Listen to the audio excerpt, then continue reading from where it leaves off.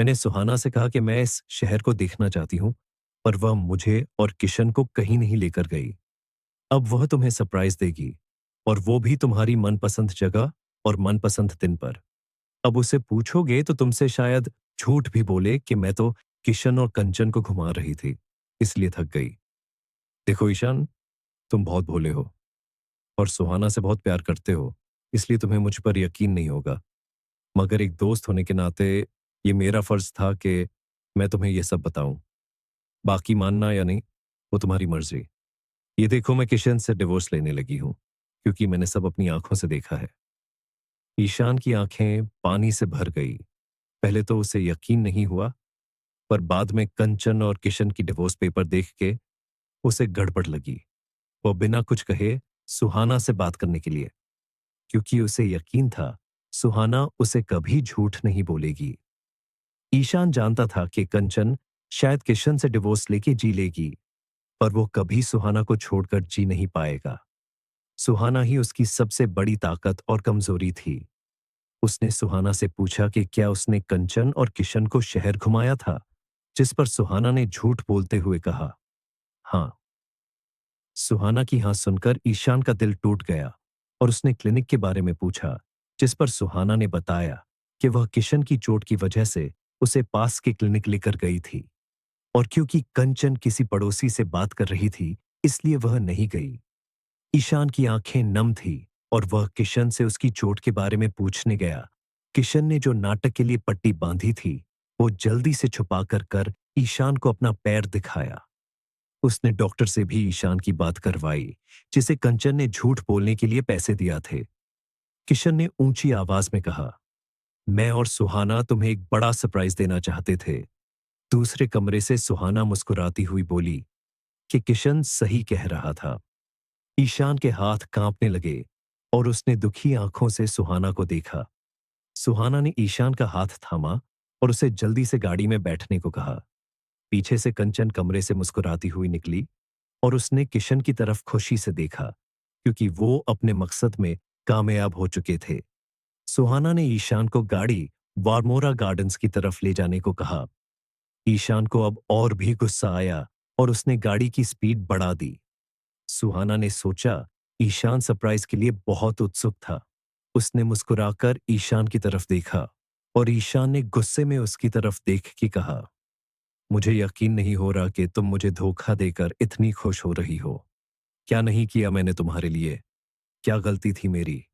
क्यों किया यह सब? सुहाना की मुस्कुराहट एक पल में गायब हो गई और उसने ईशान से गाड़ी ध्यान से चलाने को कहा। उसने कहा कि ईशान पक्का सरप्राइज देखकर खुश होगा। इस पर ईशान और गुस्सा हो गया और उसने गुस्से भरी आवाज में कहा, नहीं चाहिए मुझे तुम्हारा सरप्राइज। इतना बोलते ही ईशान और सुहाना की गाड़ी एक बड़े ट्रक से टकरा गई और उन दोनों का एक्सीडेंट हो गया। सुहाना की चोटें कम थी, मगर ईशान को सिर पर बहुत गहरी चोट लगी थी।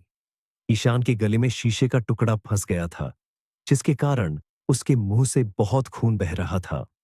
ईशान की आंखें खुली थी और उसने देखा कि उनकी गाड़ी पलट चुकी थी।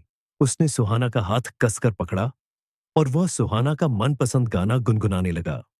उसके मुंह से और खून बहने लगा, पर जब उन दोनों को हॉस्पिटल ले जाया गया, तब तक वह सुहाना के लिए गाता रहा। सुहाना बेहोश थी और ईशान ने हॉस्पिटल पहुंचते ही अपनी आंखें सदा के लिए बंद कर ली।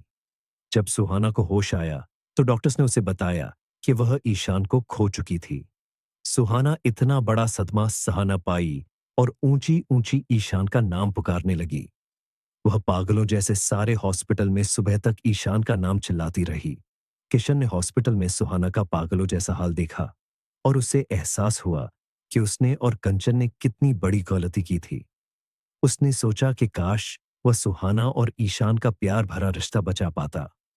उसने सुहाना को संभालने की कोशिश की, पर सुहाना पागलों जैसे चिल्लाती रही और सुबह तक वह भी अपने पति के पास चली गई। किशन सुहाना और ईशान को देखकर बहुत रोया, पर कंचन खुश थी कि उसने ईशान और सुहाना को बर्बाद कर दिया। शहर के सब लोग ईशान और सुहाना के बारे में सुनकर बहुत दुखी हुए। सुहाना और ईशान के गुजरने के 1 साल बाद कंचन और किशन के घर एक बच्चा पैदा हुआ। किशन को इस घटना के दुख की वजह से 3 साल बाद पैरालिसिस हो गया। किशन पैरालिसिस के कारण उसी साल गुजर गया। 25 साल बाद ईशान और सुहाना ने फिर देव और गजल के रूप में जन्म लिया। देव एक इंडस्ट्रियलिस्ट का ऊंचा लंबा जवान बेटा था। उसके सपने उसके पिता से अलग थे। वह बचपन से ही एक फिल्म मेकर बनना चाहता था। उसे बचपन से ही फिल्मी दुनिया से बहुत प्यार था। देव इंग्लैंड में पला बड़ा था और अब वह बिजनेस के बहाने इंडिया में फिल्म मेकर बने आया था। देव काफी चुलबुला सा लड़का था। वह ज्यादातर खुश रहता था, मगर कभी-कभी कई चीजों से जल्दी घबरा जाता था। देव की पहली मुलाकात गजल से नदी के किनारे हुई, जहां वह अपने दोस्तों के साथ पिकनिक का प्लान बना रही थी, ताकि वह अपने घर वालों से छुपकर मनाली घूमने जा सके। देव ने उसे एमआर अरोड़ा का पता पूछा, जो कि शहर के जाने-माने एक्टर और निर्देशक थे। फिलहाल उनकी कोई शूटिंग नहीं चल रही थी, इसलिए देव उनसे मिलना चाहता था।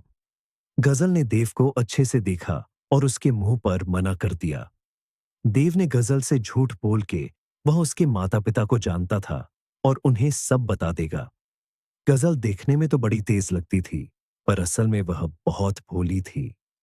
गजल डर गई और उसने रास्ता बताने के बजाय देव को खुद मिस्टर अरोड़ा के घर छोड़कर आई। देव को गजल का डरना और उसकी बातें बहुत प्यारी लगी।